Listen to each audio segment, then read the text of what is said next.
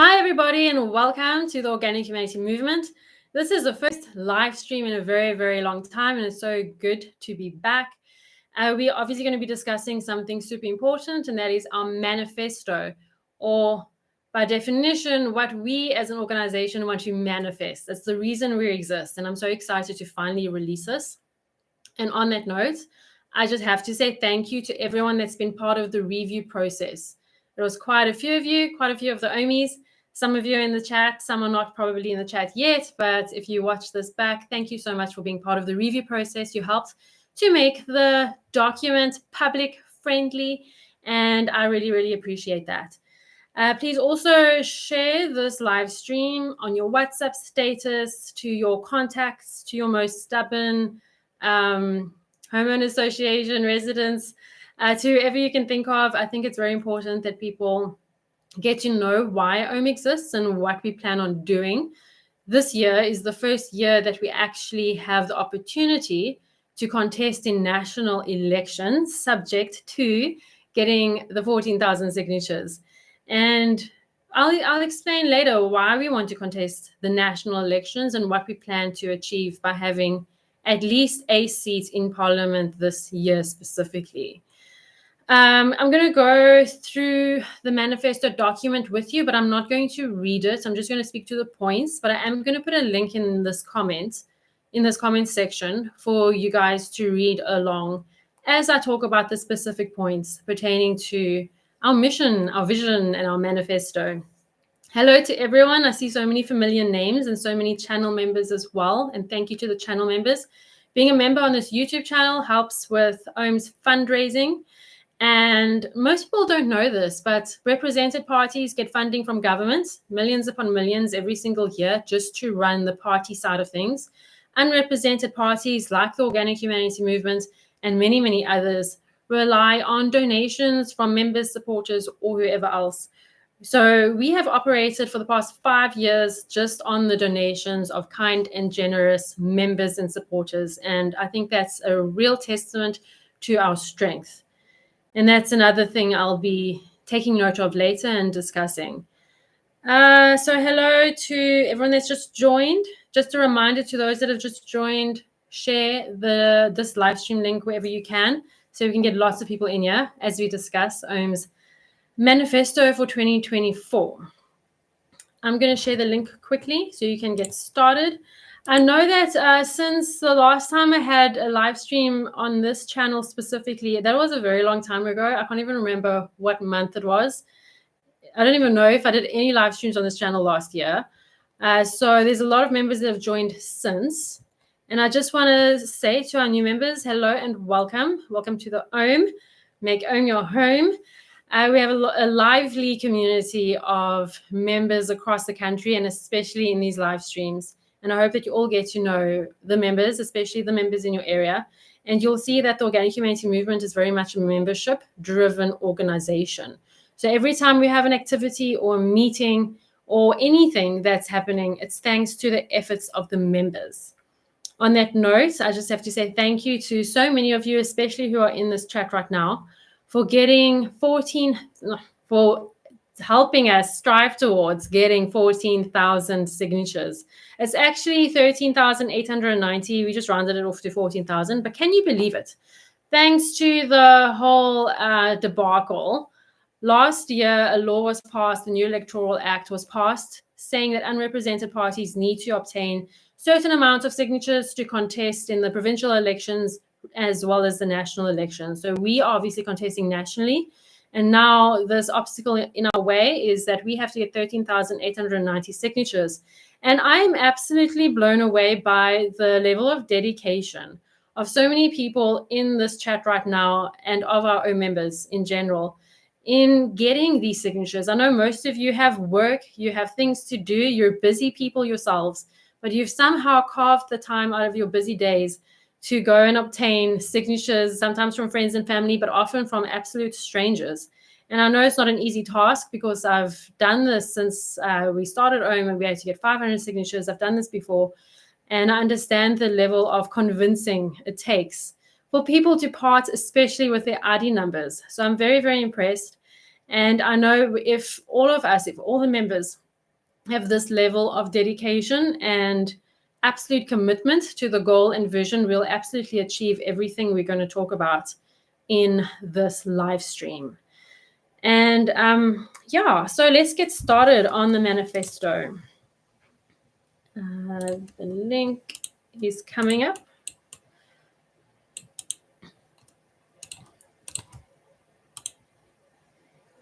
And everyone, all members of the OM will get a PDF copy of this manifesto by email as well as WhatsApp. So if you are a member and you don't get our newsletters and you're not on our WhatsApp, then please contact me, either email me or send me an SMS or something so that I can get you a copy. But by default, you should get it in your inbox and in your WhatsApp. There we go. So just someone confirm the link is working.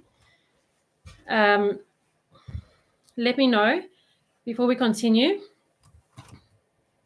Hi, Dirk. Hi, Anka. Hi, Audrey. Yes, thank you for liking the video. If more of you can like the video, that'll be great. Okay, the link works. That's awesome. So one thing I must confess is that I am super excited to live in this country that is going to result in the government and political system changes that we want to implement. I can't wait. I can't wait for government to be done right because it's been done wrong for so long. It's so frustrating. And, I often say that, in the whole world, there hasn't been a democracy at all in this modern period of ours. And it's quite sad. But I hope that South Africa can be the first example of a country with democratic principles where people can have maximum freedom while still maintaining law and order. And I'll deconstruct that a little as I go along on this. So here we go. Here's the front page. The Organic Humanity Movement 2024 Manifesto. And some of you members were in the live stream on another channel when I came up with this special title, Politically Overhauling the Electoral System, Keeping Legislation About People. That's exactly what we're doing. Those two phrases sum up exactly what we're doing when it comes to changing the government structure, as well as changing the electoral system, because you have to see both things separately. They're not the same thing. And here's the most important thing, and members, especially members who are going to be helping campaigning in this year. This little slogan blurb at the bottom is really going to be the foundation of everything members speak when they are talking to the public about OM and what we plan on doing. Join us in creating a democratic process that allows you to choose your political representatives and the future president. So quite interestingly, I discovered this a while. I was in the same boat. I got involved in politics in 2014, after I voted for the first time. I decided to become actively involved in politics, and I volunteered with the party I voted for, and I became very involved. And I didn't know much about politics. I had not really read the Constitution, at least not from front to back. And I didn't know much about how government works, not at local level, not at national level. So for me, it was a learning process. I'm not a political science student. I never studied politics full time. I did do a short course in politics when I was working in politics, but I don't come from a political background at all. I'm actually a sound engineer who became a mommy, who became concerned about the country and the world as well. And that's how OM was birthed after a learning journey in politics. And most people don't know, sadly, most people don't know that we don't vote for our president. It's obvious if you think about it, because if you go to the ballot box, who do you vote for? You vote for a party.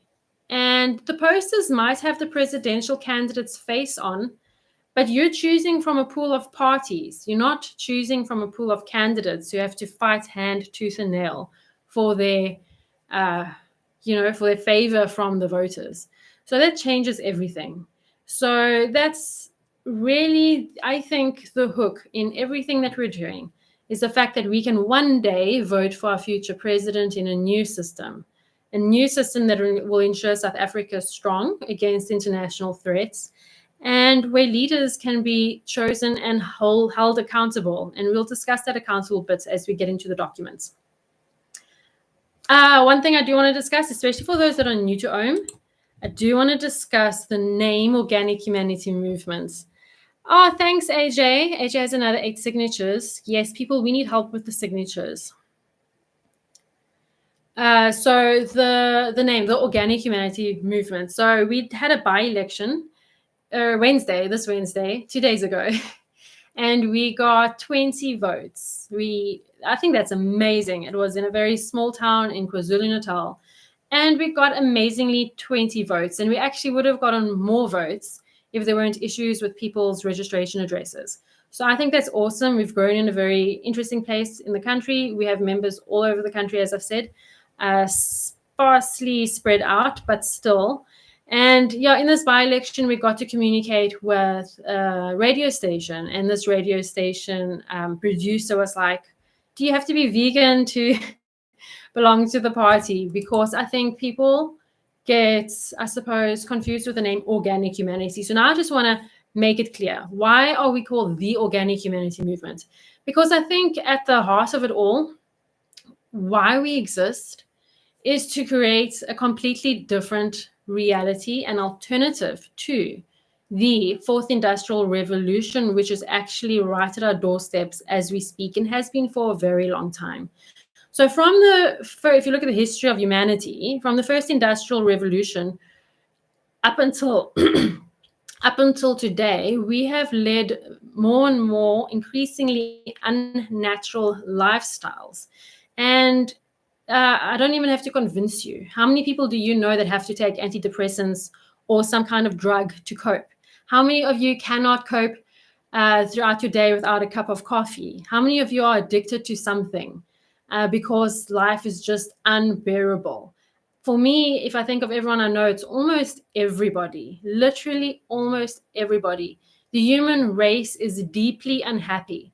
And although I do believe that a certain amount of suffering and overcoming suffering is integral to human progress, this daily slog that we all go through just to eke out a living is not natural. And I think it's also stunting our spiritual progress. And it doesn't matter what religious beliefs you have. I think all of us are on various journeys, and the lives we live prevent us from learning, exploring, being creative, and honoring our true selves. And I envision a life that's different, especially for my children. So on that note, I'll talk a little bit about who I am for those that don't know and why I started this. I think, being a mother is probably at the heart of why I started the Organic Humanity Movement. And I started the Organic Humanity Movement single-handedly, all by my lonesome self. I left the party I was with and started this movement, which I knew I wanted to register as a political party to contest in the elections.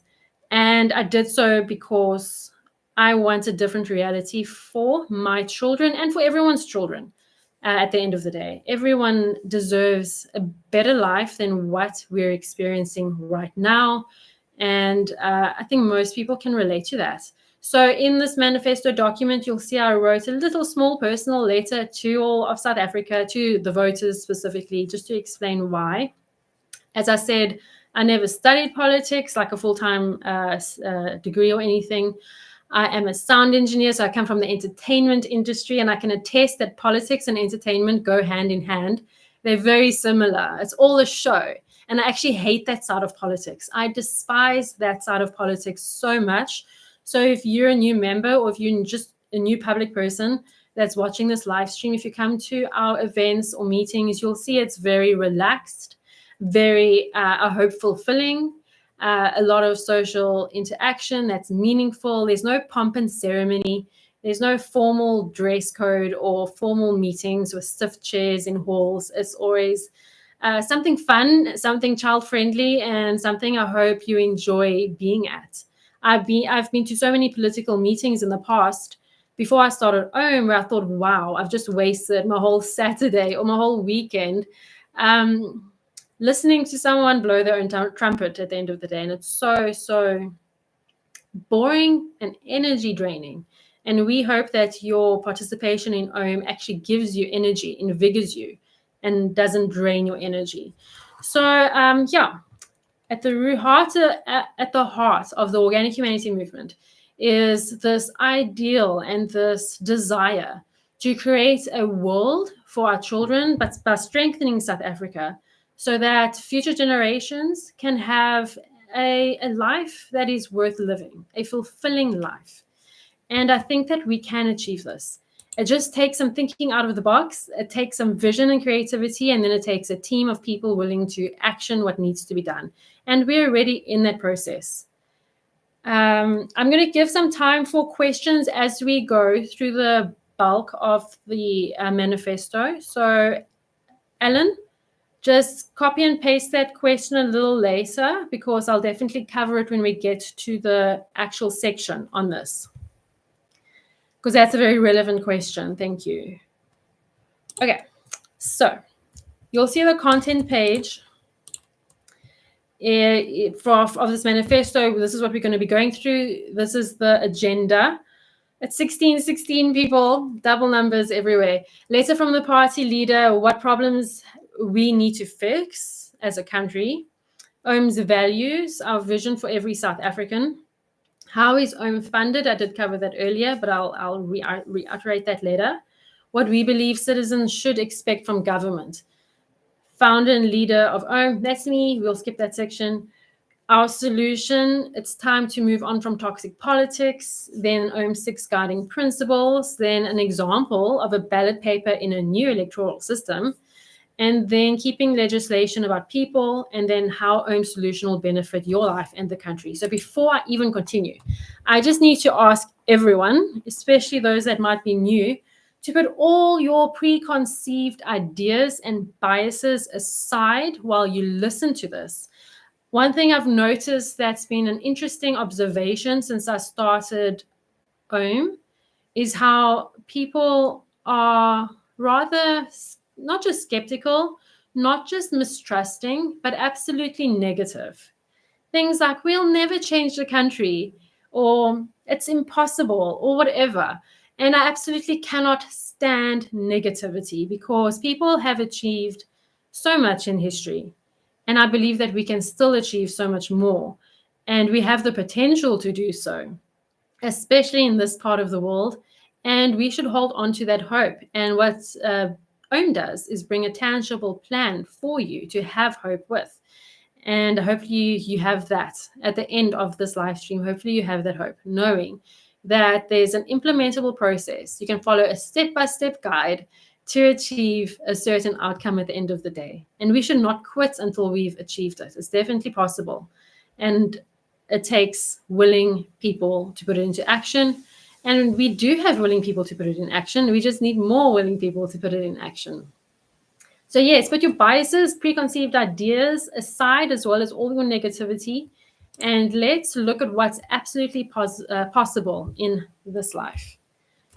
Hopefully you're going on. Let me just put the link in again, because I know the link is probably way up for those that joined a bit later. There's the link again.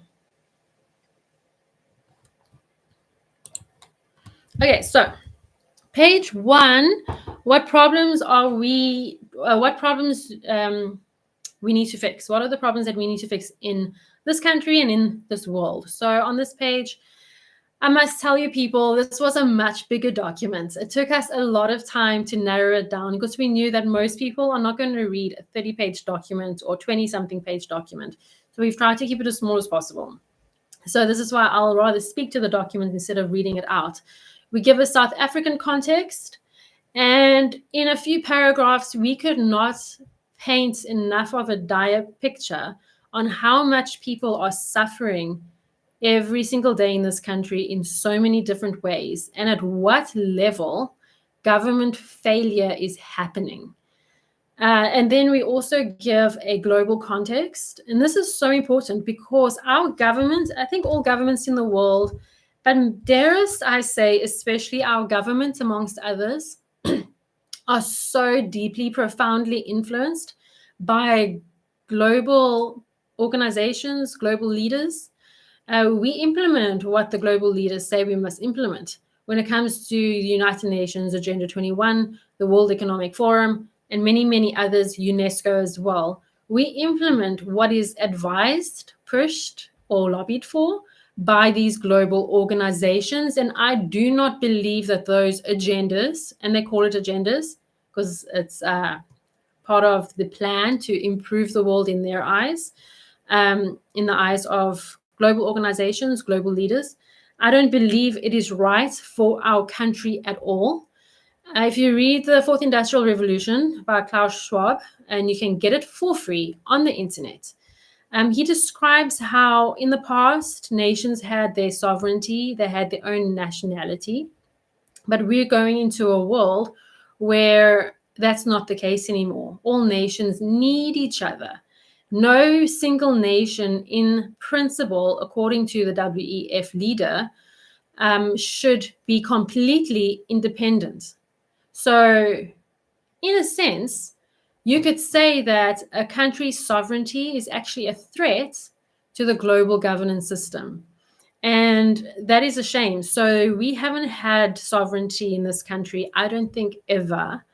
And I can say the same for many, many other countries. So we really want to create an alternative way of living. We want to address a lot of the problems the United Nations, for instance, says they want to address. We also don't want to see hunger. We don't want to see people suffering. We don't want to see terrible, derelict schools. And so many other things. We want people to have access to water and electricity in their homes for basic dignity, for instance.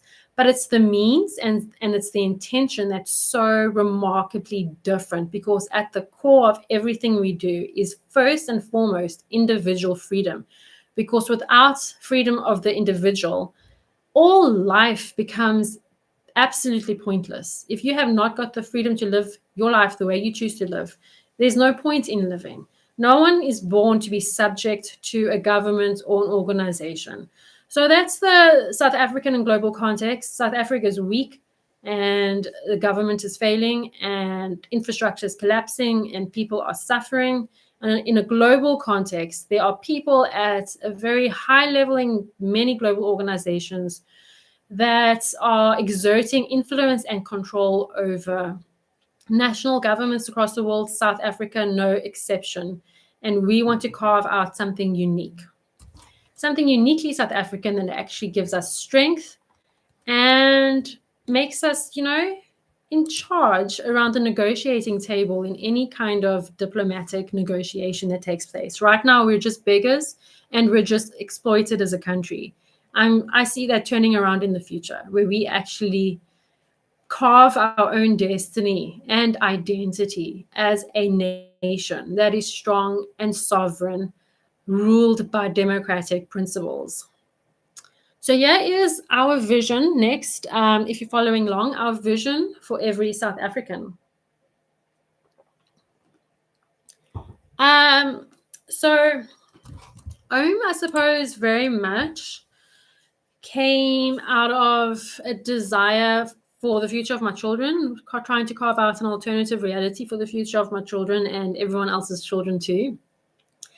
And I suppose it was shaped around my innermost desires.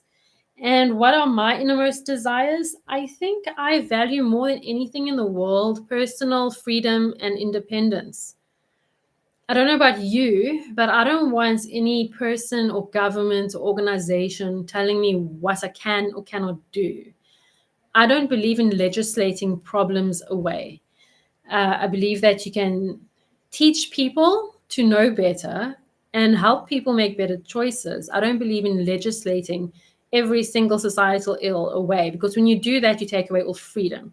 So you'll see in the global context, a lot of what's happening, especially what's happening as a result of Agenda 21, is shaped around or advertised to end all human suffering.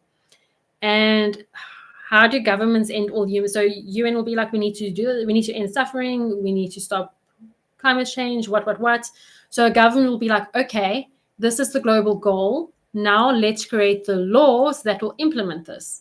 And I do not approve of or appreciate or condone that kind of reasoning. I believe government should get smaller. So in starting OHM, and when I started OHM, I had no idea, or nor did I care, like, about political labels, or where one is on the political compass or anything like that. And I hope that we break all stereotypes if you look at all of OHM's principles and values. And I just looked at what do I value in life, and how do I see the future? And how do I see the future measured against reality and how things are right now? And that's pretty much the shape of how OHM was birthed. What do you guys want? I just want to know in the comments, what do you want? And I don't mean necessarily politically want.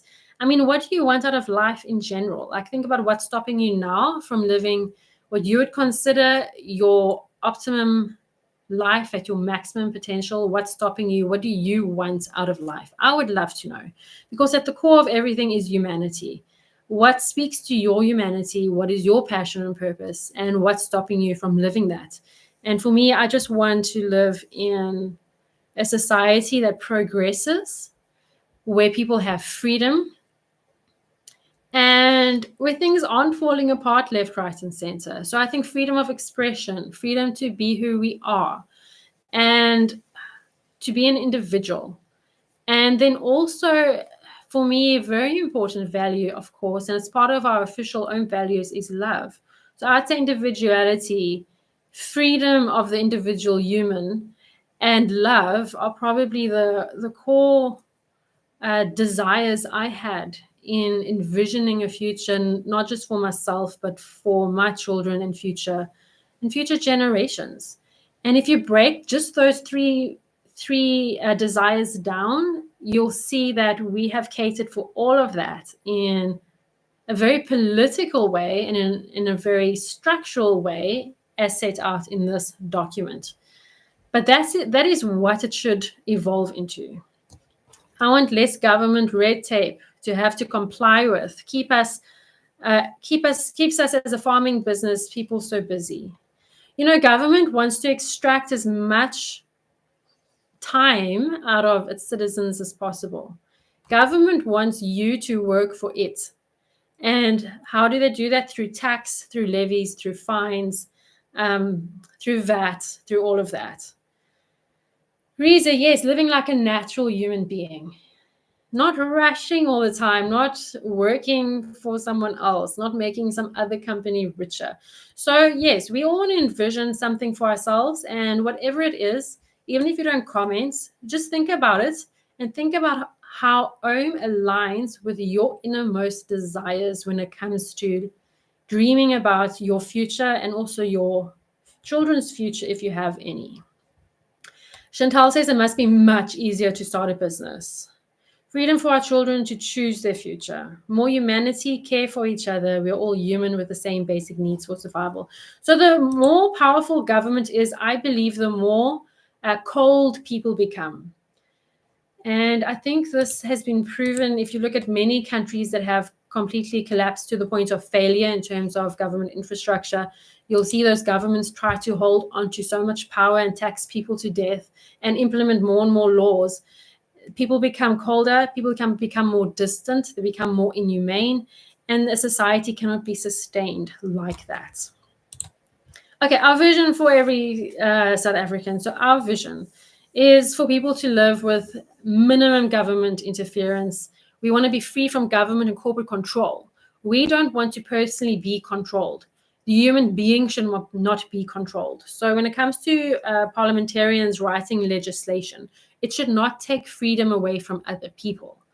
And only if someone infringes on the most basic rights of the individual, then there are consequences. Legislation can occur around other things, but not around people and their freedom of movement, freedom of association, freedom of speech, or any of those fundamental things. So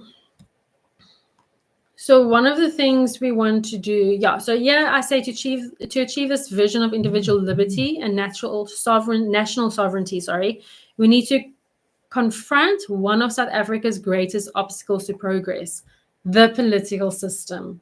So this is something I also identified early on when I started home, like, what is stopping progress in this country? What's stopping people from climbing out of their difficult positions?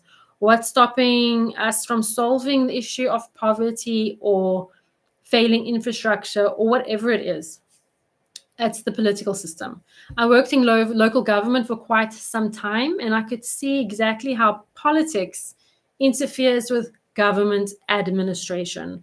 And it's important that you understand the difference between the two, the difference between government administration and the political system. Your public representatives are just the in between, they're the middleman. They communicate to you what government administration is doing, and they communicate to government administration what has been decided based on the voices of the people. Now, it doesn't technically work like this in the current political system, and this is why we want to change it, because it's the political parties that determine what needs to change in government or what needs to be implemented. It's not the people. And that is an exciting change, which we can discuss soon. But before we get there, I just want to discuss this page 4, what we believe citizens should expect from government. So some people want government to solve all their problems. Some people expect government to give them everything to solve all their problems. We don't believe in that, because if you give government power to solve your problems, government essentially has power to end your life, do anything with your life. And so we need to guard against that. We believe that government, the citizens can expect from government, is functional, well-maintained, and expanding infrastructure, because this actually facilitates things like the freedom of movement, protection of our natural resources, preservation of our environment. So what's happening to our oceans, what's happening to our rivers, needs oversight beyond what a local community can give, in my opinion. And that's what I've set out here as an OHM solution. And national government very much needs to make sure that our natural resources are protected and our natural environment is preserved. I don't think that happens at all at this stage. And it actually enrages me that there's so much talk in the public at massive meetings that are global level, national level, in government level, even local level, about climate change this and climate change that. But when it comes to actually talking about solutions that result in cleaner rivers, when it comes to talking about solutions that result in cleaner air or anything like that, falls on deaf ears every single time. No one cares about pollution, for instance, when it affects the individual. But when you can talk about changing policy to help companies make millions and millions of rands or dollars, then the ears prick up, and the politicians all of a sudden are very green and they're tree huggers, and it's so hypocritical, and I despise it. And then next, security of the country's borders is number 4. But for me, it's actually something I'm quite passionate about, and I think it's very important. We should expect from government that they are going to protect our borders, and they don't. We are absolutely weak and absolutely at the mercy to other greater, more powerful nations. And we've been like that forever now, for the longest time, for as long as our democracy has been there. And I think it's such a shame, because it leaves us no room to negotiate anything. If a nation decides they want something from us, how are we going to defend ourselves? I don't think we can right now. And it's a shame. So that needs to change. That's what citizens should expect from government. I know a lot of countries might get criticism for putting so much budget towards military or whatever, but I actually think it's of utmost importance to protect sovereignty. especially in the times we're living in, especially at how advanced the fourth industrial revolution is globally, and especially because people and organizations and governments and corporations have the freedom to create the very things that can destroy humanity at a click of a button. Next is what we should expect from government is the creation of an environment for economic growth, especially in non-metro municipalities. And I'll go into this later. We, or I especially, but we as an organization, don't believe in this urbanization model of high density living. And we envision a different future with a different economic model. And I know it's going to take a lot of buy-in from citizens, but hopefully people will see the beauty and brilliance of it, because what's happening now is just not sustainable for human life at all. And then I love this one. We are definitely going to go into this in depth now. Service delivery that is administered almost entirely by local government instead of by national government for the greatest possible accessibility. This is so exciting. We'll go into these details in a bit. But we believe that a lot of the services we currently get from government, that we sometimes currently need from government at this stage of where we're at as a country, should be delivered locally. That way, you can actually literally hold your government administration and representatives accountable. Because, for instance, with like Leave Our Kids Alone, I'm the founder of Leave Our Kids Alone as well, for those that don't know, we can't all rock up at the union buildings. We can't all rock up at the Pretoria Department of Basic Education offices, which also happen to be UNESCO's offices, by the way. We can't all, from all corners of the country, rock up there. It's just not practical.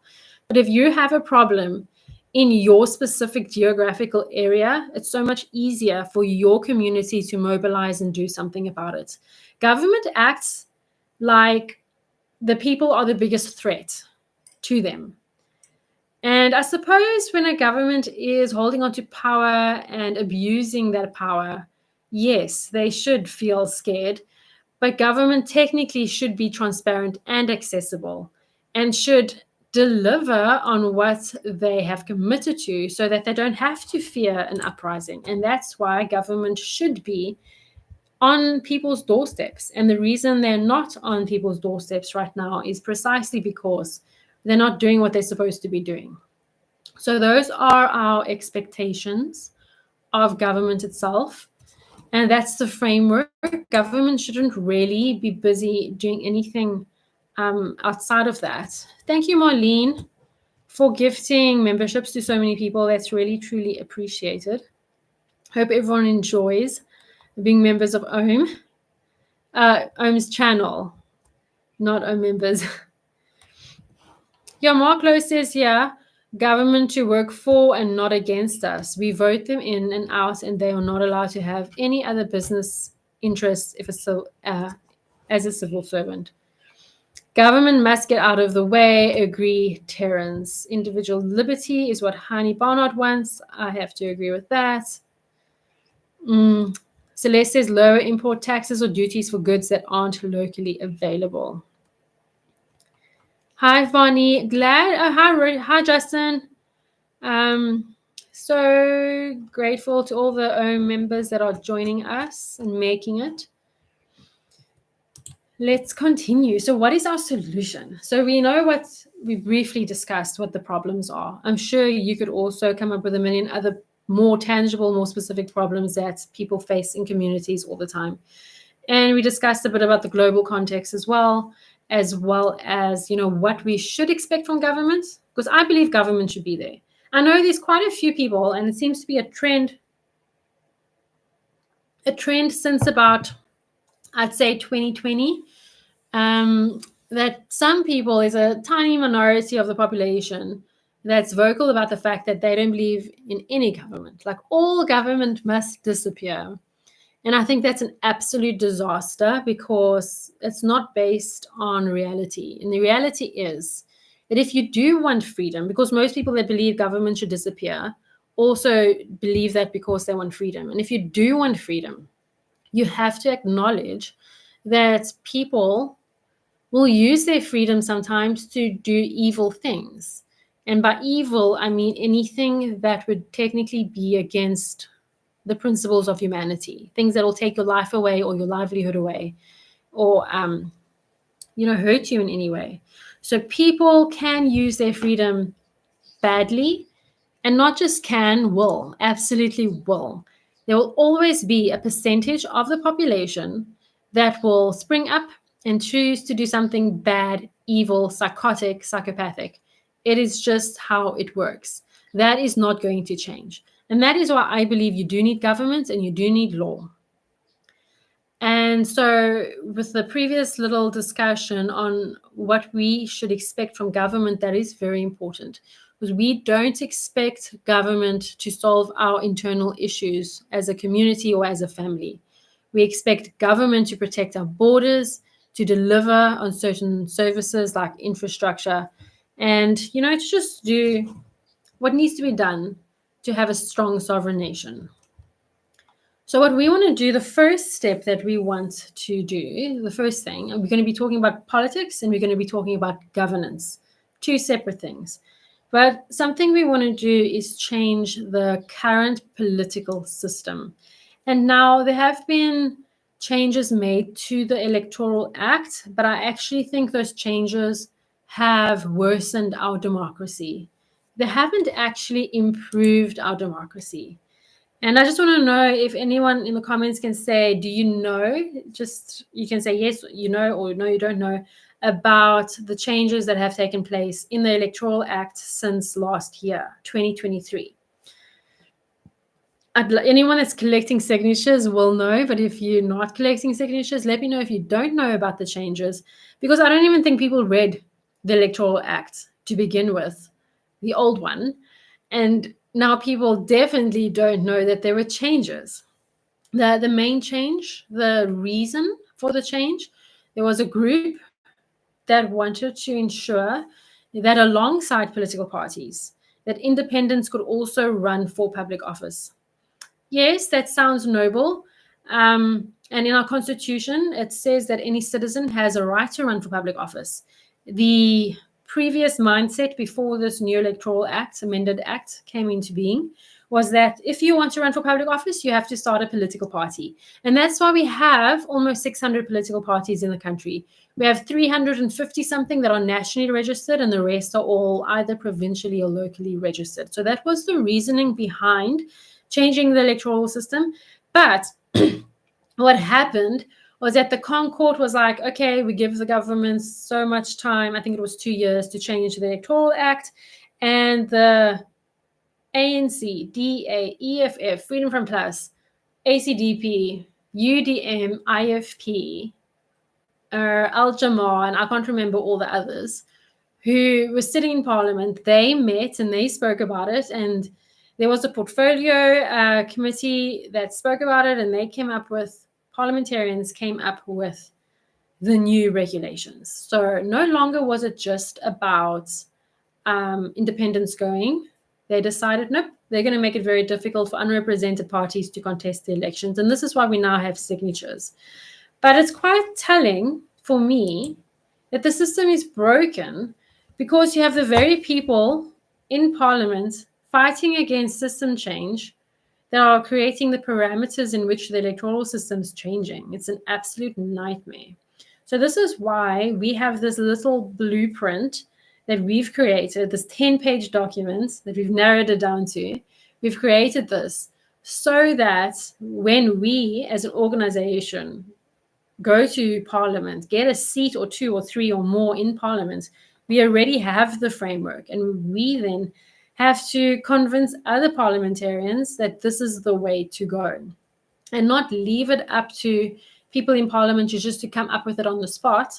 Because what happened is that they all decided, how do we make sure, and it's all political parties that are in government currently, how do we make sure that we carry on eating off taxpayers' money? How do we make sure we keep newbies out? And it was a brilliant move on their part, and it was a blow to democracy. So citizens should take it very seriously. So yes, we want to change the political system. We reject the changes that took place last year. We don't believe it's made the country more democratic. It's made the country less democratic. And it's just made our job all the more harder, but we persevere. and we'll overcome every obstacle. So currently, what's wrong? Omis who've been around for a while, let us know in the comments what you think is wrong with the current political system. I would love to hear your insights. There are many things that are wrong. What I described earlier with the change is one of them.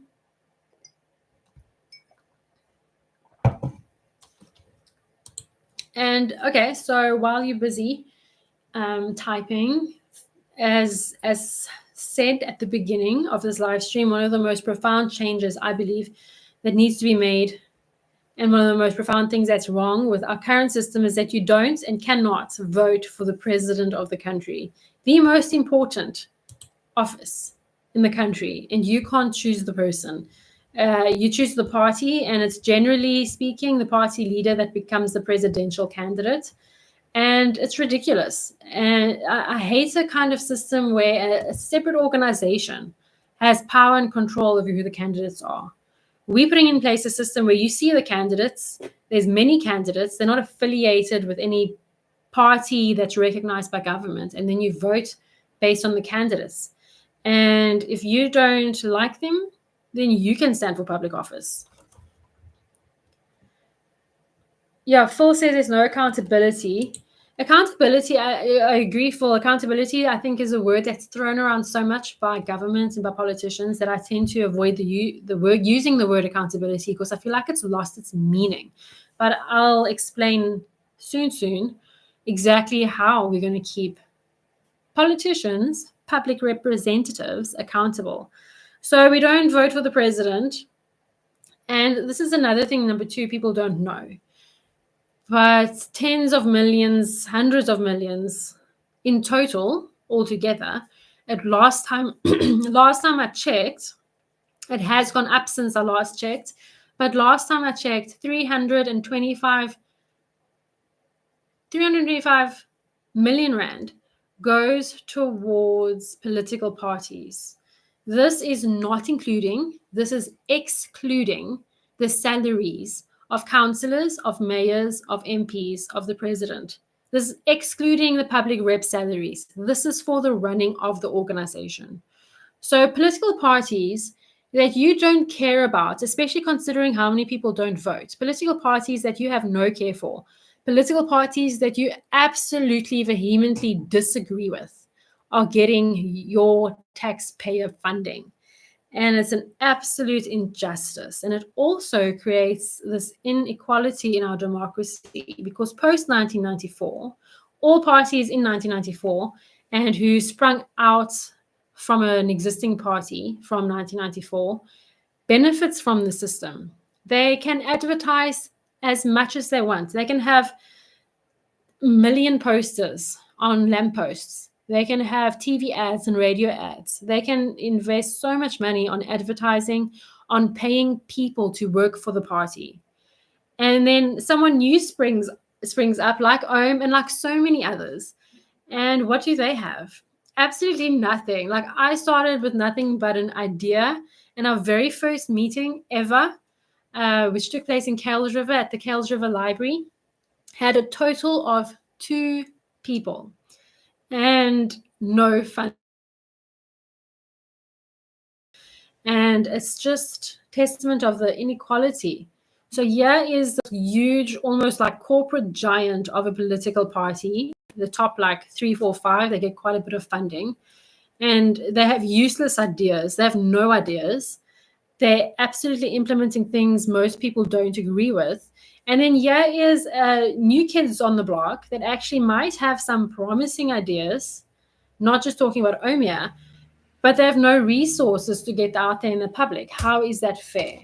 So if the system did not change, if anything should change with the Electoral Act, that taxpayers' money going to represented political parties should be the first thing to go, because it is so undemocratic. And I don't know why people haven't caught on to this. I don't know why the media hasn't caught on to how undemocratic this is. Okay, so this is an interesting one. So in any other country, if a president is in power for more than 2 terms, they'll be considered a dictator, right? People have criticized many a president, I won't mention names, for being in public office for more than 2 terms. In this country, the president also can't be in office for 2 terms, but you can technically have a representative of the same party being the president for many terms. How is that not a dictatorship? That's a dictatorship in my mind, an absolute dictatorship, because it's the same principles, it's the same everything. It's the same internal culture of government. It's the same everything running our country. So we don't get that break. We don't get that diversity of thoughts. We don't get that change in leadership. We have the same potential organization running the country for an infinite number of terms. And I think it's evident. Just walk out of your front door. It's evident how that is failing us, the voter base. And then, the problem, I was in politics before. It was there were so many things I was frustrated with. Loved being in politics, loved volunteering, and loved the work I ended up doing. But there were so many things that absolutely just disheartened me. And that especially is how, firstly, public representatives have to keep their party happy and not so much their constituents. So they serve their party before they serve their constituents, which completely messes up the system. That is not a democracy at all. That's a gang system. So frustrating.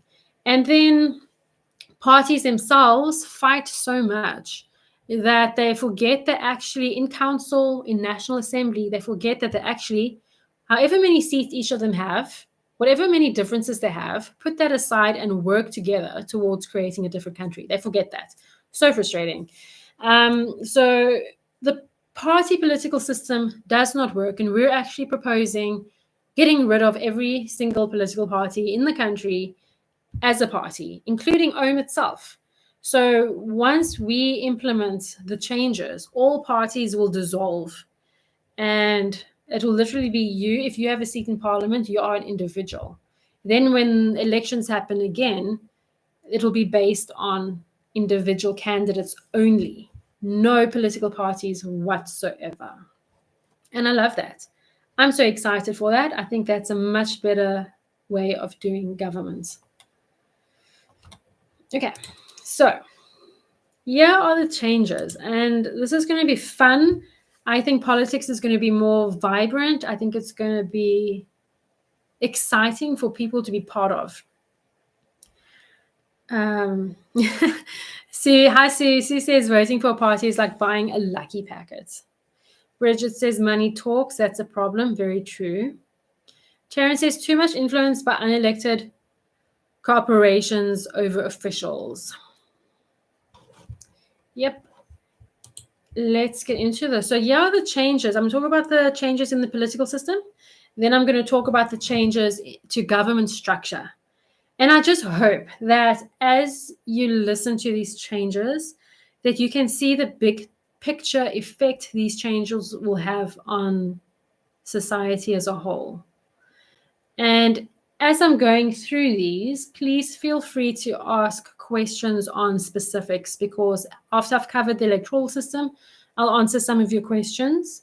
And after I cover government structure, I will answer all of your questions as well.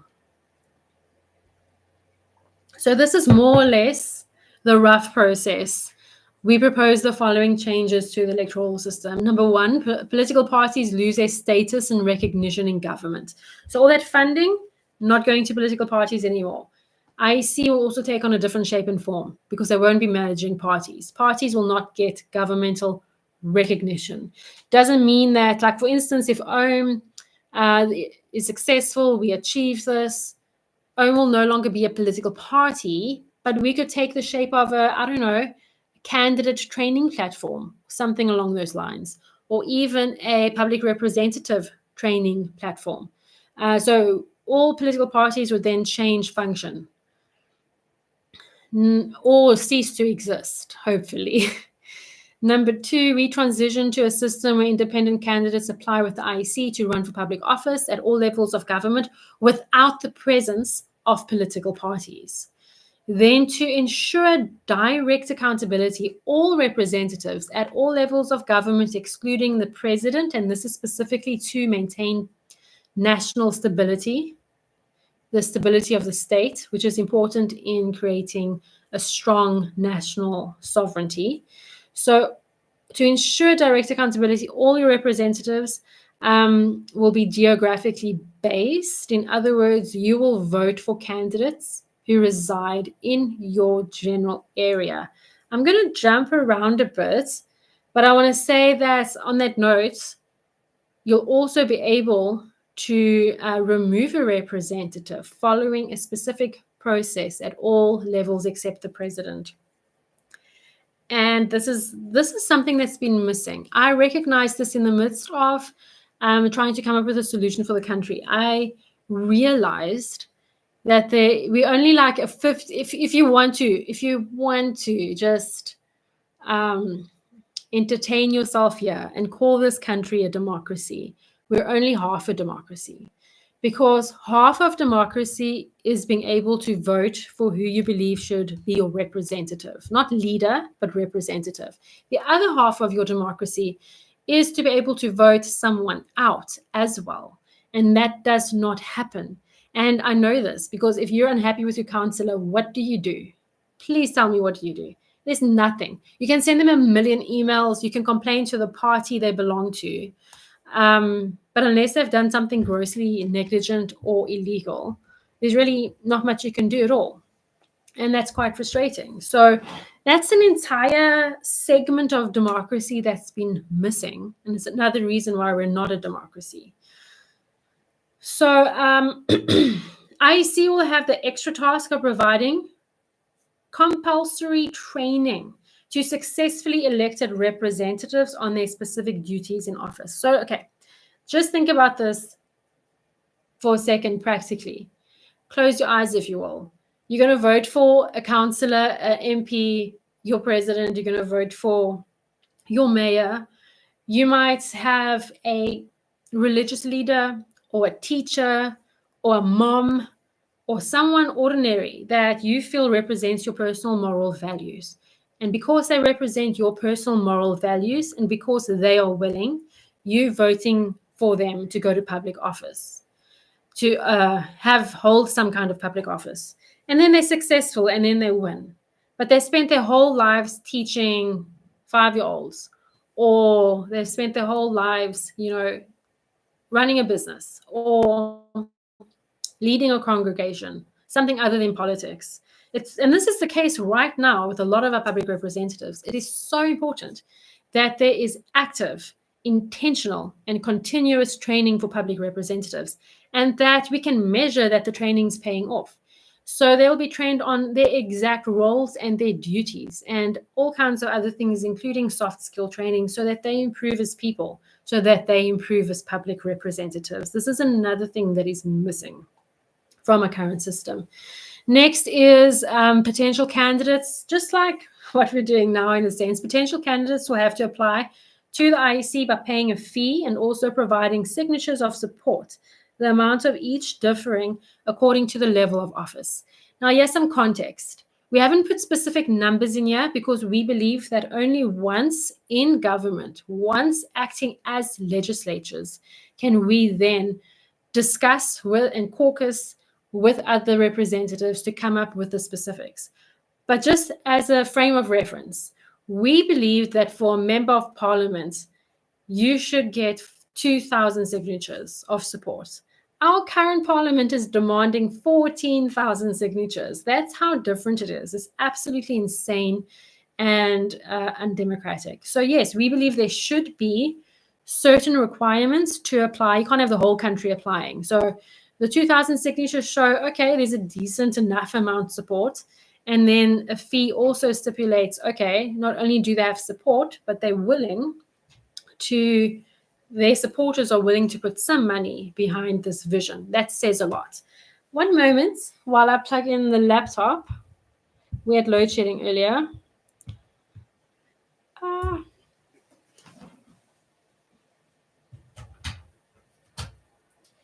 Okay, I am plugged in. That was close. I think that's a very important one as well. There are requirements, but they're very achievable requirements, but still require a little bit of efforts. And then what happens is that you're going to vote directly for your president. You're going to vote directly for your geographically chosen member of parliament. I wish I had my maps with me, because then I'd show you physically what it's going to look like. And then you're going to vote for your mayor, and you're going to vote for your ward councillor. We are getting rid of provincial legislature, because I believe it's a complete waste of taxpayers' money. The province borders can still be there for logistical and administrative purposes, but there's not going to be legislature. That's a big difference. So government's going to save that amount of money in tax as well. You can just tell by the kinds of cars the MECs drive how much money is going towards their salaries. It's an absolute waste. What does provincial government actually do? Nothing that local or national can't do. So a lot of people will say, yeah, but you need separation of powers. You need different spheres of government to be an important democracy. Well, we'll go into that. There are other ways of achieving separation of powers. There's other ways of making sure we're democratic than having some useless middle democracy. Your votes. Okay, yeah. So then we will also, and we're going to, I hope you guys can open the documents, because I do want to show you the example of the ballot paper. We're proposing a different voting system. So don't get confused between electoral system and voting system. I'm talking about voting system, what the ballot paper looks like and how you vote on that ballot paper. And we have an example of what that system could look like. There's a few systems, but we've chosen one here, preliminary. We've chosen one to show you that is known for, and it is used in, I think, Australia and another country. It's used in Australia to vote for MPs. This system is famous for removing the weakest candidates from the list, which I think is very important. So yeah, we're choosing here to show you alternative vote system. It's not set in stone, but it's definitely something we're leaning towards. And it allows you to vote for a number of representatives in order of your preference. We'll get into that now. So yeah, like I said, there will be a process available to all voters to remove a representative at any level except for the president to ensure state security. And this doesn't exist right now.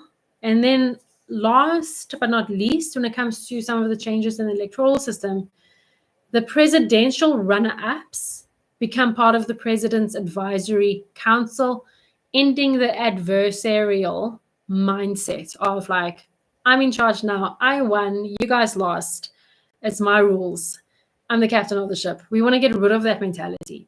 We want to implement sort of like a system of true respect for everyone and a true respect for representing for everybody, by not controlling people through legislation and by making sure that as many different ideals as possible are represented in the greatest decision-making house of the country.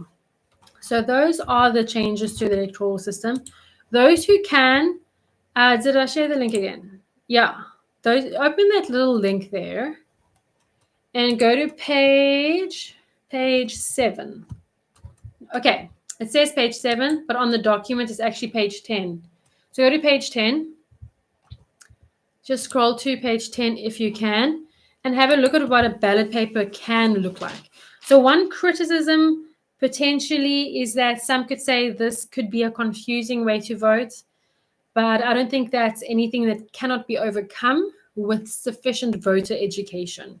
Remember, the IEC as it stands will remain, but will be implementing a completely different mandate. They will have a completely different job description. And that's quite exciting. So firstly, obviously, they won't be dealing with parties. They'll be dealing with candidates, independent candidates. And their role when it comes to educating the voter base on the voting system and the electoral system will definitely be emphasized there.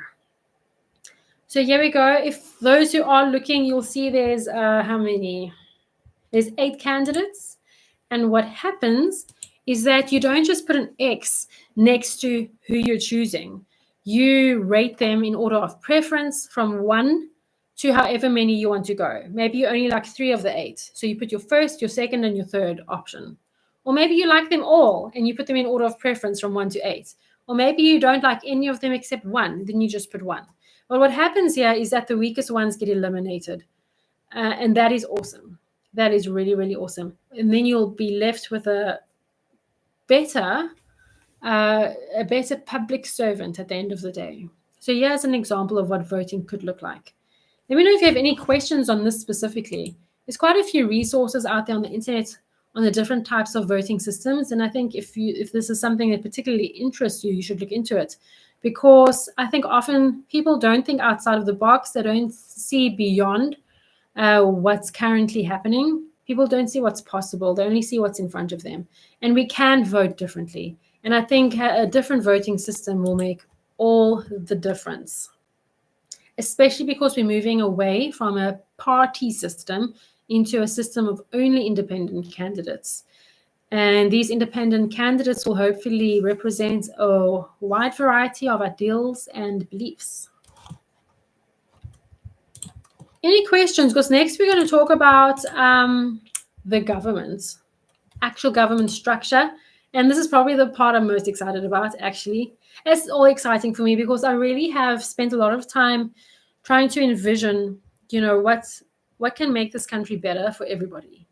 We need government. So how should government look and how should government be? So let me know if you have any questions on this section before we move on to the next section. And then we're pretty much done. So we should probably be ending at around latest 5:30, but I just would prefer to finish the questions on this section now. Celeste says, will there be a limit on the number of candidates on the ballot? No, I don't see why. There's definitely no limit on the amount of parties on our ballot. I think the least restrictions on candidates, the better for our democracy and freedom. So no, but there is a requirement. The requirement is they pay a fee and have 2,000 signatures of support if they're MPs or whatever. And I hope to see lots of people contesting. I hope to see lots of OMIs contesting in the future. So while, I don't know if anyone's going to ask any other questions, but I've said this a million times. OM members are probably so tired of hearing me say this, but it's so important to comprehend this. And anyone that's new to OM, a new member or member of the public, it's so important to understand this one thing. This thing that I'm about to say is the make or break of our future. It's serious.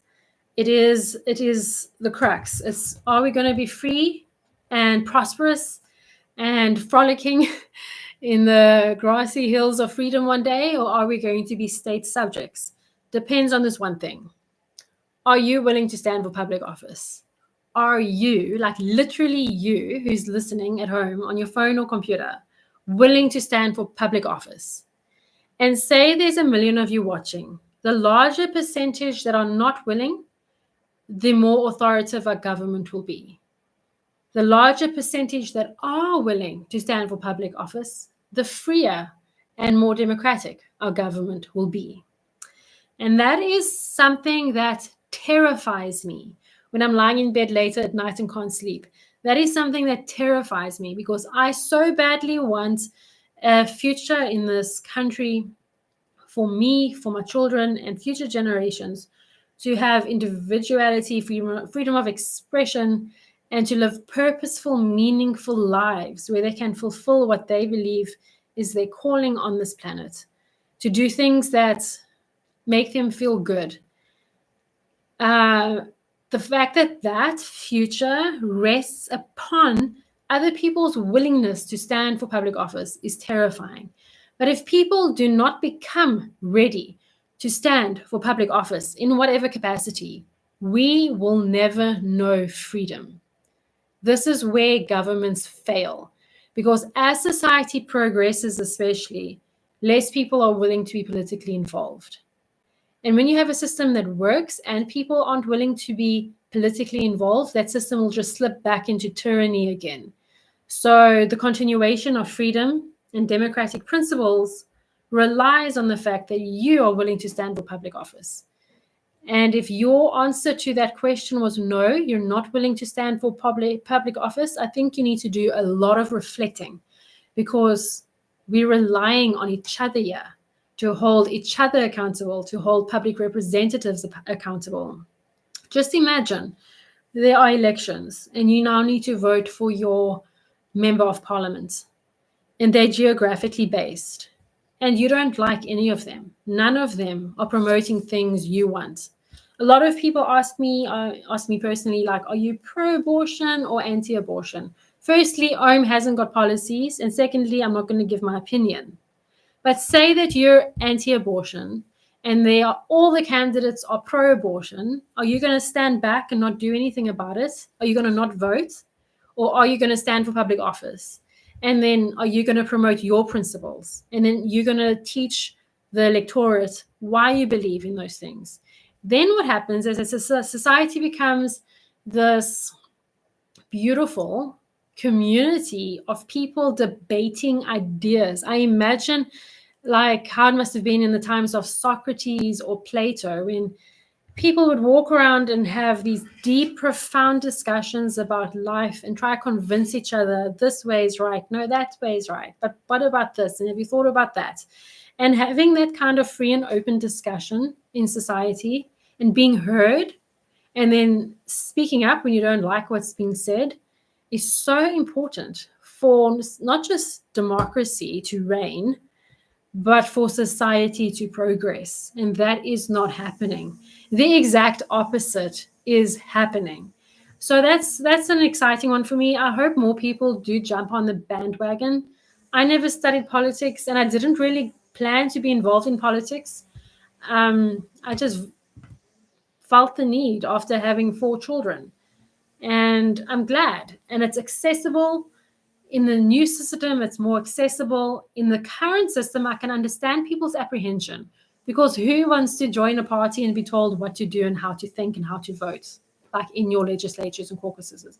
So I can understand people's apprehension. But in the new system, I hope to see a renewed vigor and a new passion for political participation at all levels of a functioning society. Okay, so let's see. I don't think there are many questions here. Phil brings about an important point here. The ballot will not be too long, because it will only be people from that constituency contesting. Each constituency will have their own unique ballot paper. That's true. I think technically it could still get kind of long, but I think that's a good thing. I think that's a really, really good thing. Thank you, Yaku and Sukesh, for your comments. What would be a key aspect is that potential candidates should be subject to an annual or biannual forensic audit. Currently, Andre, there are audits that take place. It doesn't ensure a good outcome, because the political parties still have all the power. Serving as a representative should mean one has nothing to hide, just a thought. Okay, so let's move on to the next one.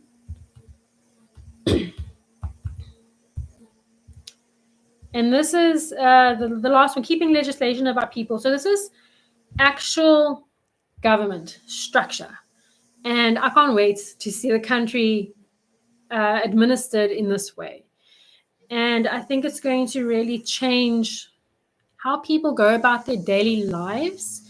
Because if you think about it, since 1994, and I started school in 1995, so it was a year after everything changed. And at that stage already, the United Nations via UNESCO had already infiltrated our education curriculum. And life orientation teaches a specific mindset that I believe breeds weak people, which breeds a weak nation. And so if you change government's ideology, framework, and philosophy to something completely different, it will trickle down to the people, and people will breathe new meaning into life, one that disempowers government instead of empowers government. So one thing about a government philosophy, which I have spoken about extensively on this channel, is that government needs to work towards making itself irrelevant.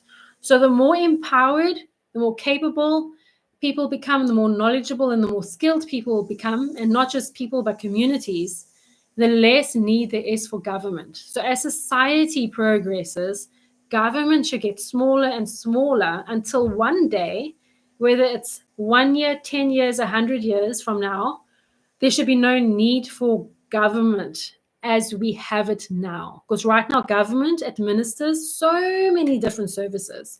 And I know from firsthand experience with people that you can't just switch off those services overnight without absolute catastrophe ensuing. And so we need to work towards that ideal of making government irrelevant, and how quickly or how slowly that happens is completely dependent on the people in a specific constituency. So that's the philosophy behind government. And now we'll talk about the different the different levels of government. And this is something that we will set out when we change South Africa's constitution. And it'll be in there, and people will read it, and the voter will be accountable to uphold these things. We believe that the order of governance should first be self-governance. Wow, how our country is the opposite of that. We have to recognize that first and foremost, we're in charge of our own lives. We are responsible to a large degree. Some things are out of our control, and especially because of a complicated history specifically. But to a large degree, we have to take ownership of our futures. So self-governance is the first level of governance. Next comes family government. We got family governance, because the family unit I see is so important. What makes a strong country? Essentially, the people. The people need to be strong. They need to be independent. They need to be resilient. But what breeds strong people? From what I've seen, to have a strong person usually means they need a strong self-esteem and a strong sense of identity. Where do people get those things? People get those things within a healthy family unit. And I know that there's lots of people that come out of very unhealthy family structures. And it shows. Life is all the more difficult when you come from an abusive household or just a dysfunctional family environment. And so family governance we view as a level of government. And should you choose to bring children into this world, you should do so responsibly, because you have a responsibility, not just towards yourself and your family, but to this country. So family governance is a second level of government, which needs recognition. And through having children in healthy, functioning family units free from abuse, and that what will happen is that strong adults will emerge that cannot be controlled. And I can speak from personal experience. My children cannot be controlled. No one will tell them what to do. Government cannot tell them what to do one day as adults, because they think for themselves. They speak their minds. They criticize or critically think about everything. They deconstruct everything you throw at them. And that's the kind of adult we need to send into society. The kind of person that's going to question authority, the kind of person that's not going to be afraid to question authority, yet is still a respectful person that is respectful of humanity itself. And I believe that children coming out of healthy families results in that. What's next? So after family governance is community government. So this is when you're looking after yourself to the point where you've started a family, your family is healthy and thriving, and now you are surviving, you have an income, whatever means. Now you have kind of time on your hands to decide how you want to improve your community, because it's in your own interests to look after your community to whatever degree. And this can take many shapes and forms. Community government. And it already does. We have neighborhood watches. We have community cleanup projects that already exist to a degree. But I think it will exist with a renewed sense of purpose. Because now you know that you are extending a helping hand to your community to make your country better, so that your children can have a positive future.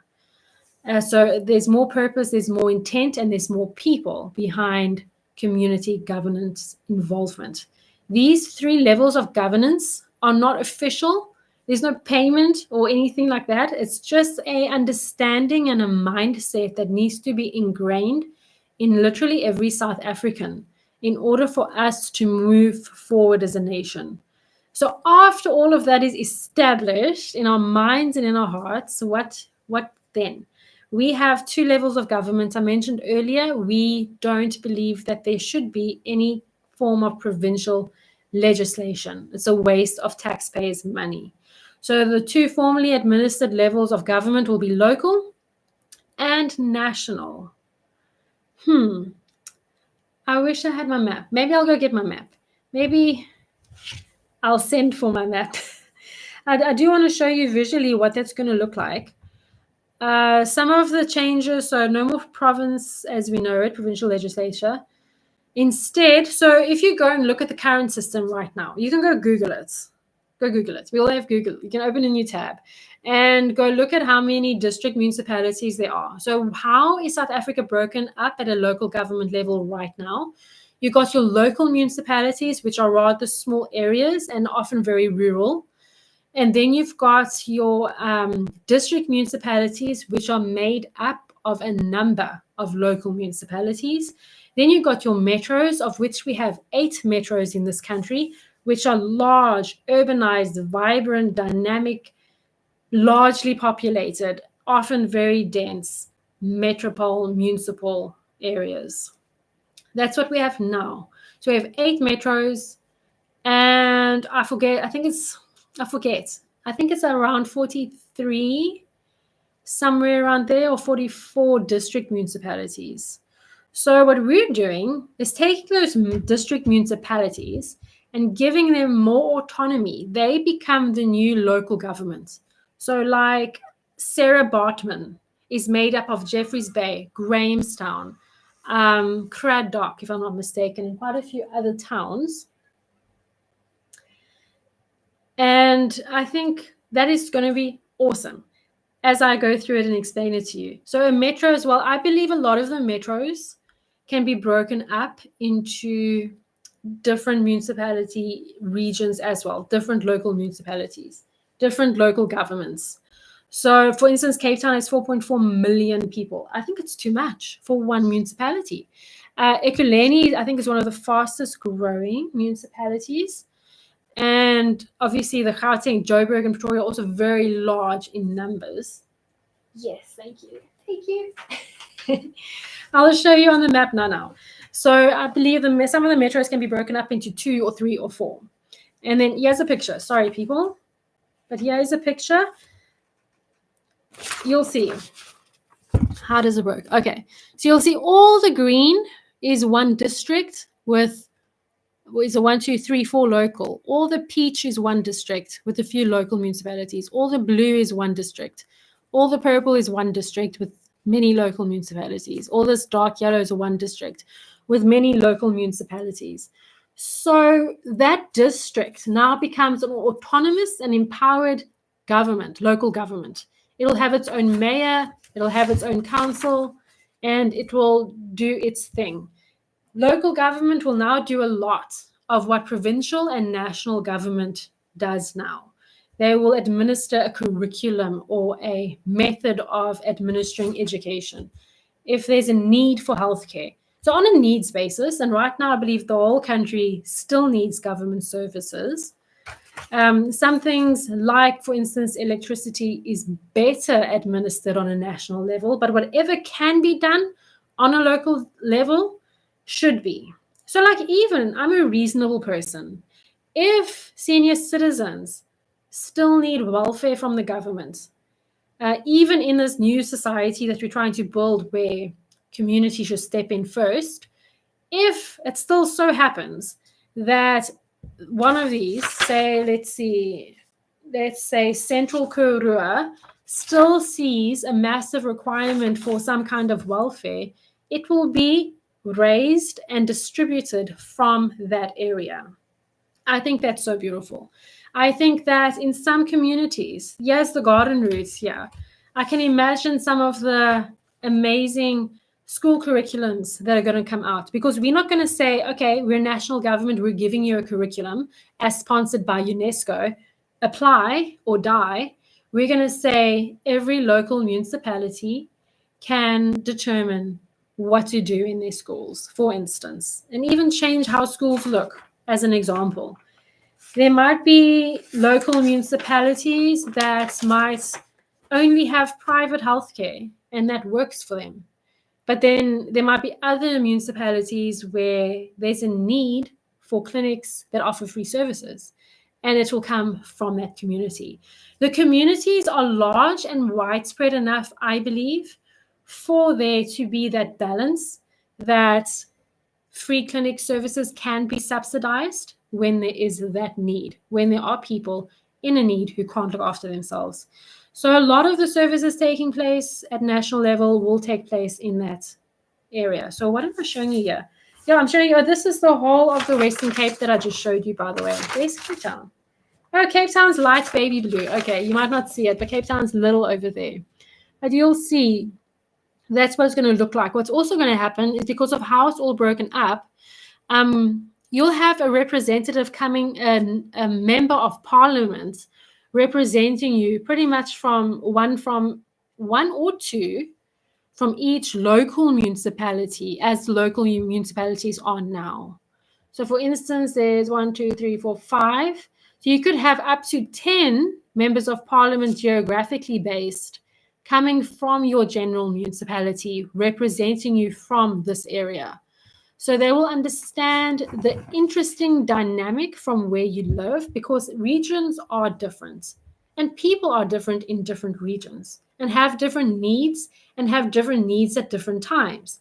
And so having a geographical representative at national level to be your spokesperson on behalf of the entire community is so important when it comes to national level decisions.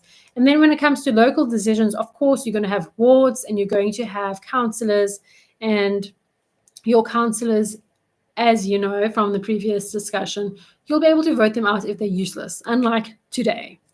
So that's very exciting.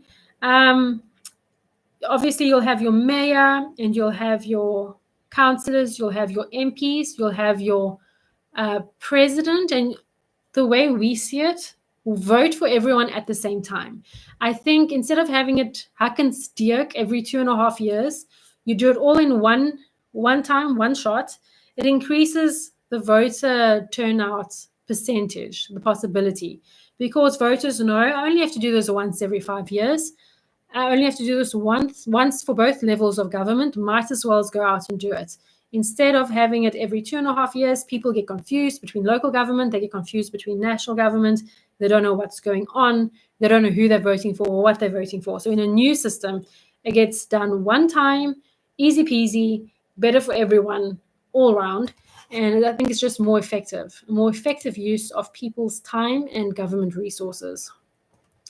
Any questions on the changes to the structure of government? So, yeah, as I said, as I highlighted in the document, that it's completely possible that with time, certain areas will require more physical services from government than others. With time, those areas hopefully will become less and less and less dependent on government.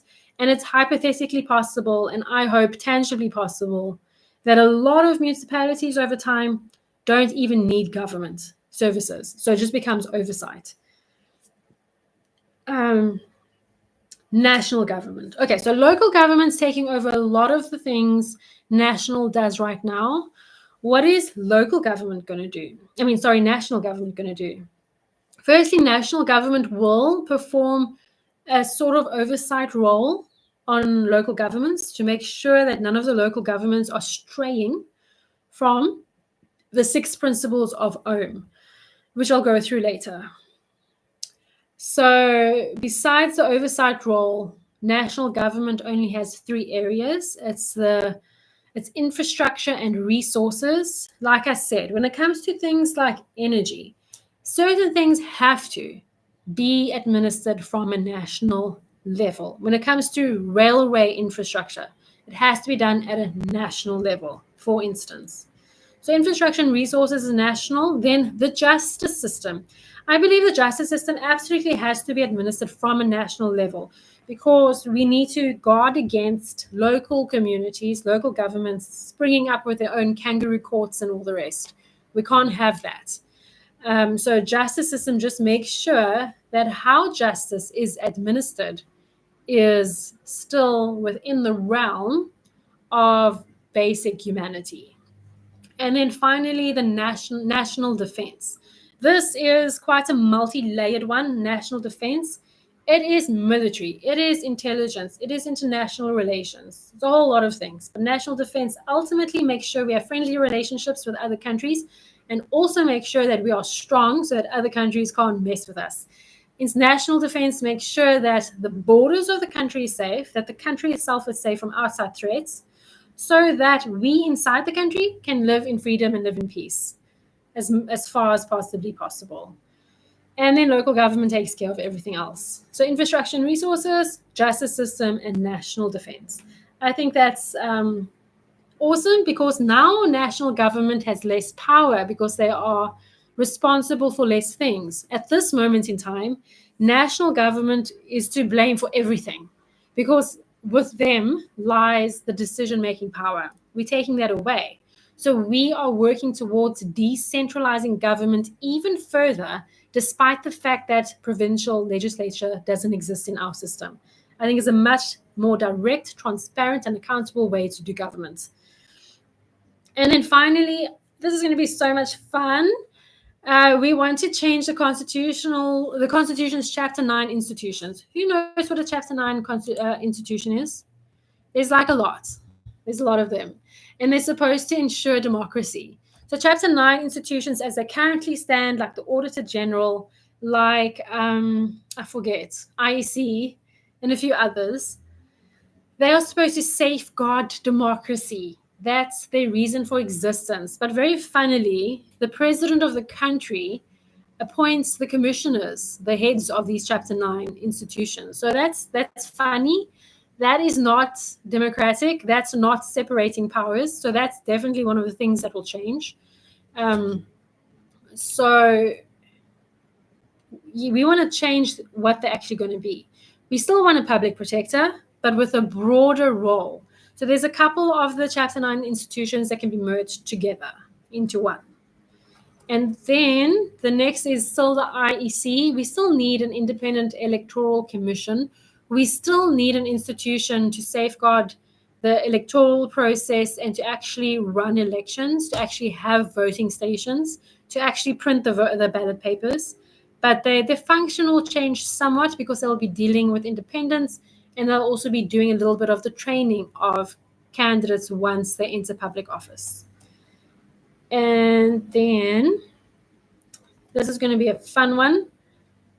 The Commission for the Preservation of Liberty and Humanity, to replace and expand upon the current Human Rights Commission. So the Human Rights Commission is also a Chapter 9 institution. We're changing it to the Preservation of Liberty and Humanity, because it's so important that we preserve the freedom of the individual and we preserve humanity. What is humanity? It's all the good stuff that makes us human. It's all those things that differentiate us from the animal kingdom. That good stuff that makes us want to help another person, the good stuff that makes us want to create art, beautify things, the things that lead us to come up with new ideas. All that stuff that makes us different to the animal kingdom is what is humanity is all about. And having freedom to live life the way you want. So we want the preservation of those two very important things to replace the Human Rights Commission. I think it definitely gives a new spin on what it means to have human rights when you look at it from the perspective of liberty and humanity first. And then finally, oh my goodness, I would love to head this one, and I'm sure many people would love to head this one too. Watchdog of the watchdog for international threats. So of course, national government with intelligence and with international relations will have their own brief and own threat analysis on what they believe international threats are at any given time. Separate to that, you have this commission of the Watchdog for International Threats continuously assessing the situation globally and continuously reporting back to the people of South Africa and reporting back to government itself. And I think that just keeps everyone accountable. I think it's beautiful. I can't wait for that. And then the elected president, of course, will no longer have the authority to select the commissioners, as is currently the case. So that's it, people. This is the summarized version of how we want to change the electoral system as well as the government structure. I will now, oh, shame. It's not in Google Docs. It's just a viewer. There we go. There's the link if anyone was still looking for it. Maybe Sukesh says maybe we won't call them government any longer. Absolutely. I'm open to other terms. Any questions? Oh, sorry, Jasper, you didn't have a link for a while. You just had to scroll up a bit. Marlene says achieving the change this country desperately needs. Every citizen needs to become involved and start the change where they are. And Marlene, you definitely have been an excellent example of that. So thank you. Hi, Seven Grapes. Andres, hi, Citizen Change, whoop whoop. As you coined the term, if you hate politics, vote OM. Okay, so I know I just threw a whole lot of information at you. It's a lot to digest. I will share this document with every single OM member this weekend. You'll get it either via newsletter. It will be sent via newsletter. If you don't get our newsletters, it'll go via WhatsApp. If you don't get either, send us a message and we'll send it to you directly.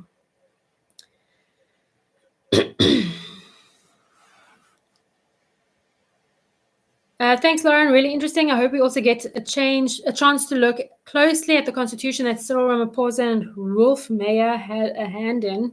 You would know better than me.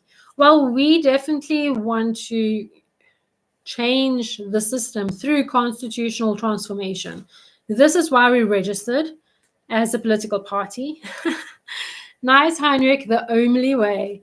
This is why we registered as a political party, because we realized the best way, the most peaceful way, the way that will lead to the least conflict is through changing the constitution, through constitutional transformation, through the legitimate electoral system. Because when you do it through the electoral system, through the actual voting process, what happens? The international community sees it as legitimate. So that is very important to differentiate the different tactics one can use to change systems. And many tactics have been used in the past. I believe this is the best overall. It might take the longest, but it is the best overall. Some people are nervous about the time. They're like, when is this going to happen? So this is my plan, my thought process. I hope that growth is exponential, and I believe it should be. This year is the first time we're trying to participate in the national elections, which should give us more coverage in mainstream media and get us out there into the open more.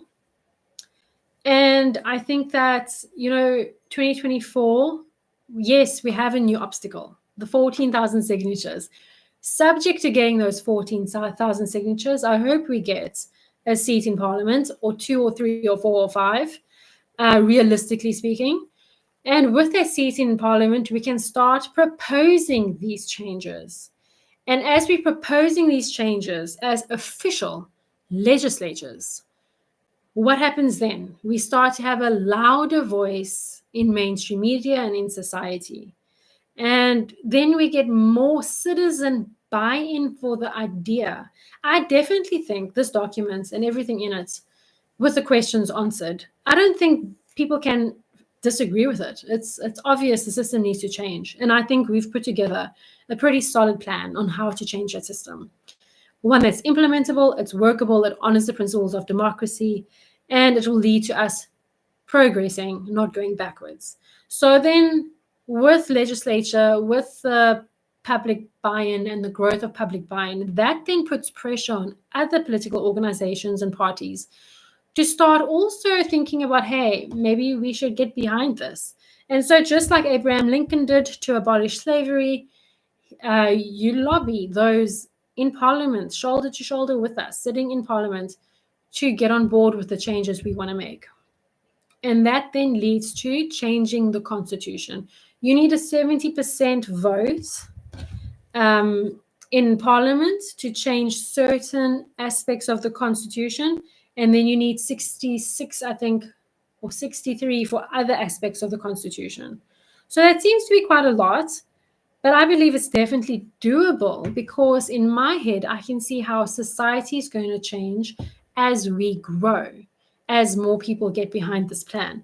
So I believe that we should absolutely strive to achieve the change in the government and electoral system as laid out in this document by 2029, which is not a lot of time. But I do think it can be done in this time. It's basically, what, 6 years from now? Yeah, no, well, 5 years. 5 years from now, technically. So that's doable, but we need your help. Just like I asked the question, are you willing to stand for public office? Hopefully a lot of you said yes. If you said no, I hope you would consider that. In order to achieve this, we need to stop with the negative Nancy mindset of some people, which is not this community, and actually think, okay, but here is a plan. It's achievable. It's doable. It's implementable. It resonates with my values. Let me help. And if everyone that was skeptical and asked the question, but we haven't got enough time, how are you going to do it? If everyone that said that actually got involved, who knows? Maybe we would have achieved everything by now.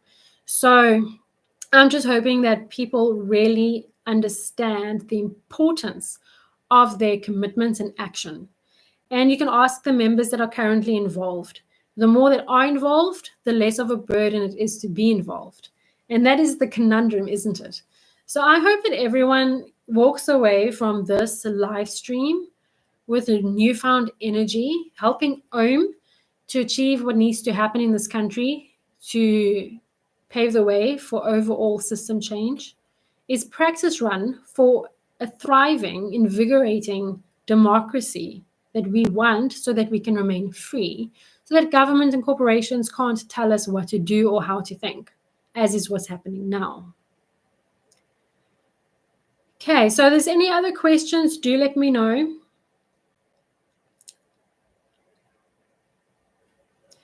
Cornay says, taking ownership of our lives, our sovereignty, and personal freedoms. Absolutely.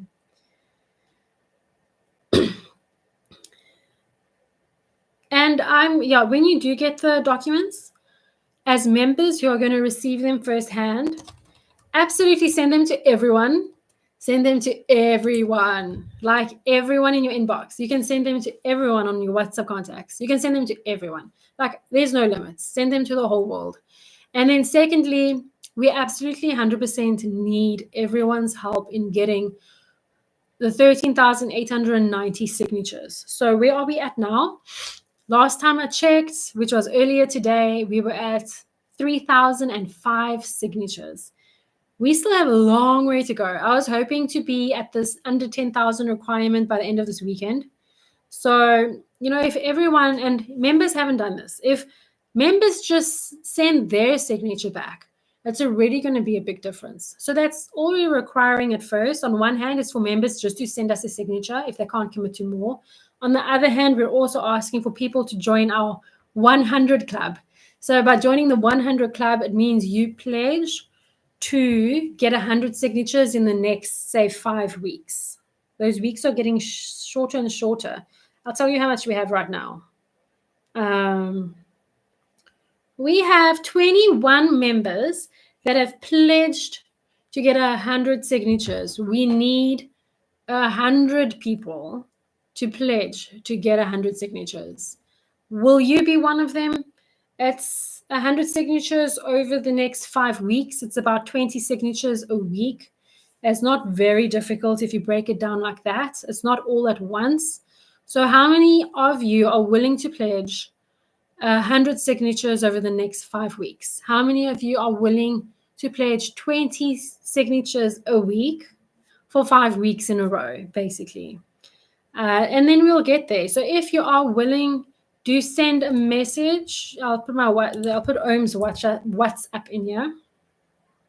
We really, really need the help. We need people to go above and beyond.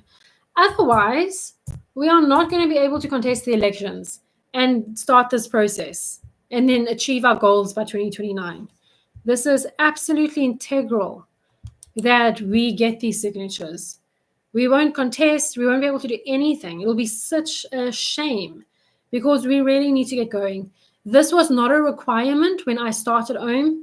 I didn't know it was going to be a requirement when the Constitutional Court declared that Parliament must now change the Electoral Act.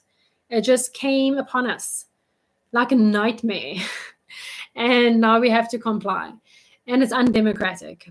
But we have to overcome the obstacle so that we can change the system, because all that's going to happen is that in the current system, the way things are, legislators in legislatures are just going to make our country less and less democratic and exert power, authority, and control over our lives more and more, where our existence will become nothing but worshipping the state. You just have to search news articles around SARS to see just how much power government is trying to exert. Because when they are taxing you, they are actually taking days, hours, years out of your life, because it's your hard-earned money that you're spending time working for, that they're taking from you. Time you can never get back. And government will just continue to get bigger and bigger and more powerful. So we really need those 14,000 signatures yesterday. So please help us. We want to try get around, I think, 880 something by the end of this weekend. It's definitely possible with the amount of people on our socials and channels. We just need people to actually do it. Not think about it, but do it. And just one or two from you will be great. And then those that are willing to go above and beyond to join the 100 Club, they'll be even better. 20 signatures a week for the next 5 weeks. Who can do that? I think it's very easy. You'll get to know your neighborhood as well. So I hope to see some volunteers on our WhatsApps later this weekend. And oh, nice, Ruth. Ruth says, I'll give anyone who manages to meet 100 signups a free foot massage in Midrand. So thank you for offering your professional services. I'm sure they'll need a foot massage after getting 100 signatures. Oh, yeah, Ruth, I think it is. There are certain procedures to follow in getting signatures. And if you're on the 100 Club group, then we say exactly under what conditions and within what parameters to collect signatures. I pledge to collect 100 signatures. Thanks, Corne.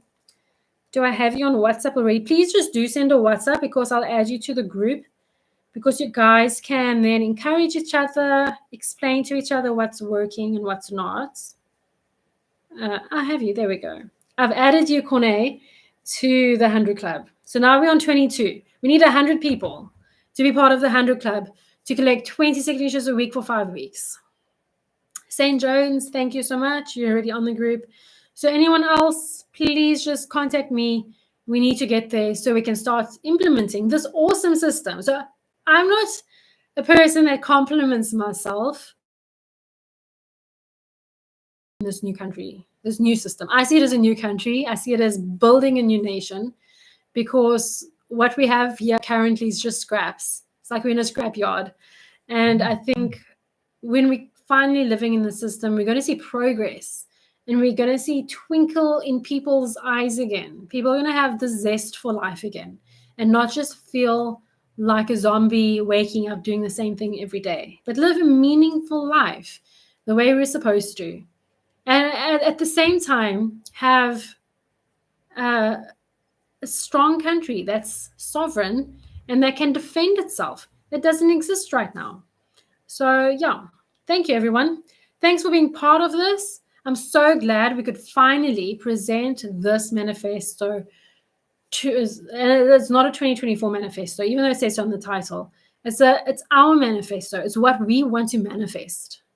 And it's what you, I hope, want to manifest. And I'm so glad we could finally present this to all the members who can then take it into the rest of South Africa. And I can't wait to see this movement grow even more and get to the point where we can contest the elections in 2024.